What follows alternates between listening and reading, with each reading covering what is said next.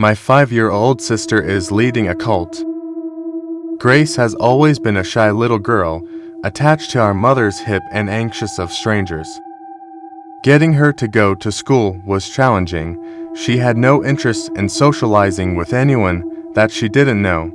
Other kids would try to play with her, but she never joined them. She would sit away from them playing with her favorite doll.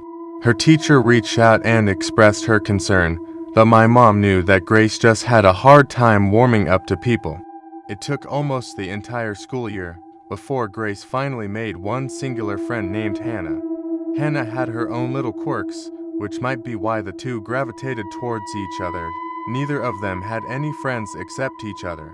There was a huge difference in how the two girls were treated by other kids at school though. Most kids avoided my little sister, whereas they would go out of their way to bully Hannah. This upset Grace pretty much every day. She would come home and cry to my mom asking why the kids were being so mean to her only friend. My mom's only response was that kids are cruel. A few weeks after Grace and Hannah met, our community was terrorized by a string of disappearances of local children. Each child who disappeared went to the same school as my sister and her friend. That was extremely scary for us with how young my sister was. The families of the missing children reported that their children never came home from school.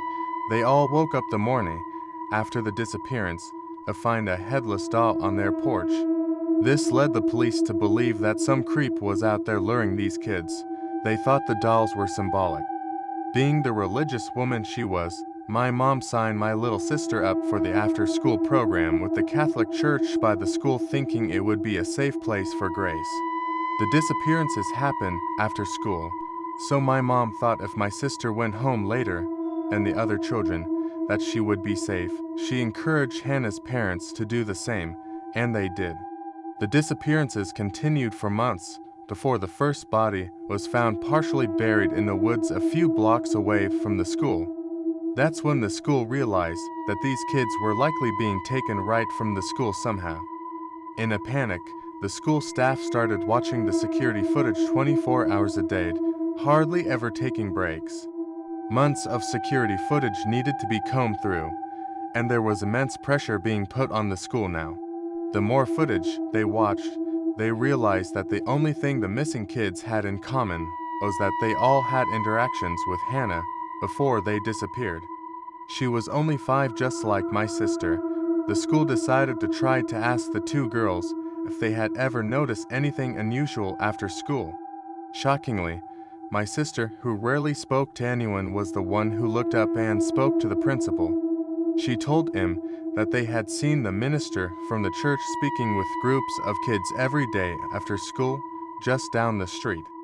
Allegedly, Hannah kept her head down and maintained her silence through the whole meeting, which was strange considering Hannah was the most outgoing of the two.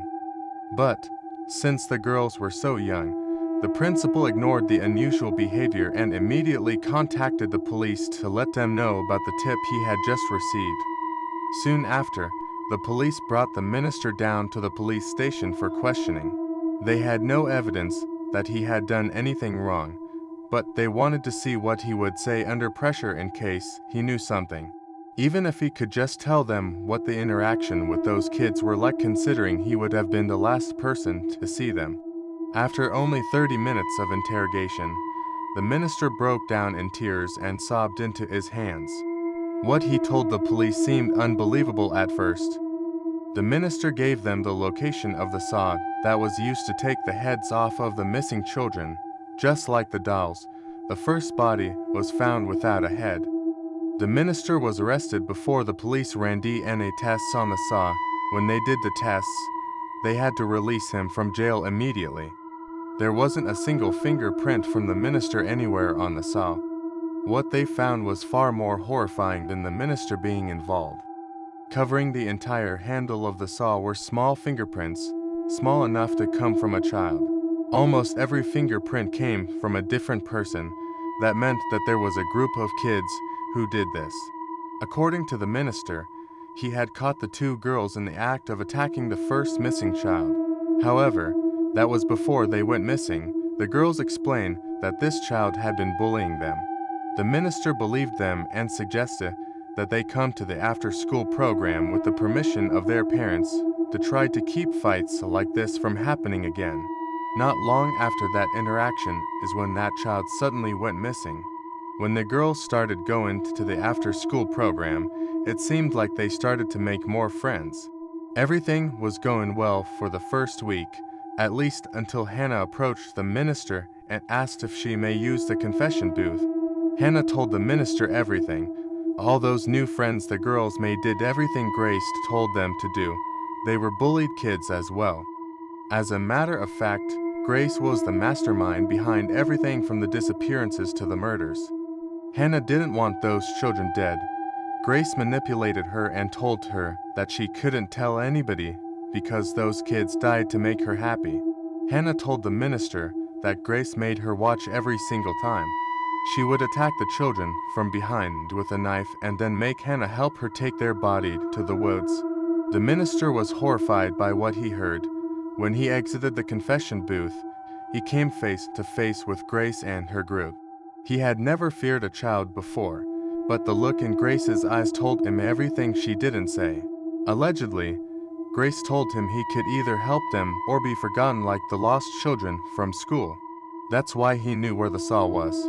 He would hide it until Grace requested it again. He also is the one who provided it to her. All those fingerprints were there on purpose, even though she was only 5. Grace knew that the police would never be able to prove who committed the murders if there was too many sets. Upon hearing all of this, the police had Grace interviewed by a state psychiatrist. After the very first interview, the psychiatrist diagnosed Grace as a sociopath and refused to interview her again. She said Grace made her feel extremely unsafe. The police now knew what happened to those kids. The only problem was that there was no evidence. All they had was a little girl and a Catholic minister's words. Because of how many fingerprints were on the saw, nobody could be charged with the murders. My little sister got away with it.